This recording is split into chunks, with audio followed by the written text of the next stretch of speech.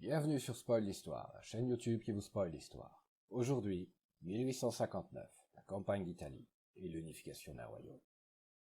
Avant 1859, l'Italie que nous connaissons aujourd'hui est divisée en plusieurs entités. Cela fait déjà un moment que des idées révolutionnaires se propagent dans la péninsule, et qu'un désir d'unification grandit. L'un des partisans de l'unification, Victor Emmanuel II, roi de Sardaigne, souhaite annexer la Lombardie-Vénétie à son royaume, en vue de poser les bases du royaume d'Italie. Mais un obstacle majeur s'oppose à ce projet. La Lombardie-Vénétie fait actuellement partie de l'Empire d'Autriche. C'est pourquoi il envoie son premier ministre rencontrer en secret Napoléon III, l'empereur des Français, dans le but de trouver un allié parmi l'une des grandes puissances de l'époque. De cette rencontre naissent les accords de Plombières. La France s'engage à combattre aux côtés de la Sardaigne si l'Autriche venait à lui déclarer la guerre. En contrepartie, le duché de Savoie et le comté de Nice seront cédés à la France. 1859.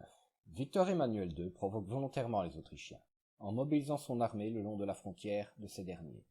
François-Joseph, empereur d'Autriche, réagit en exigeant la démobilisation des troupes sardes. Le roi de Sardaigne refuse, et l'Autriche lui déclare la guerre.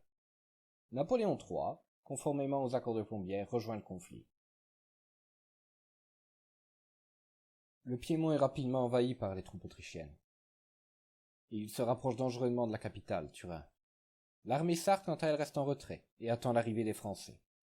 Quand ces derniers arrivent, ils font jonction avec l'armée sarde, et Napoléon III prend le commandement des opérations. Les Autrichiens perdent une première bataille, à Montebello.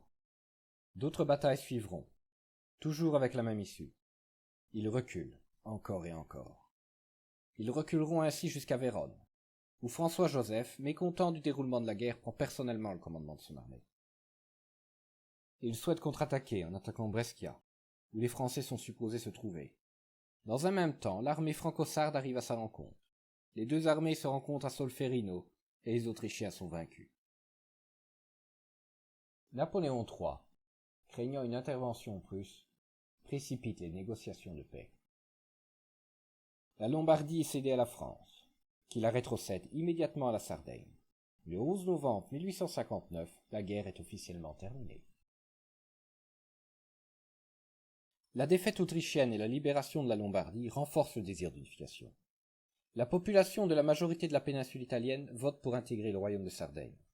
C'est ainsi que les duchés de Parme, Modène, le grand-duché de Toscane et une partie des États pontificaux sont annexés.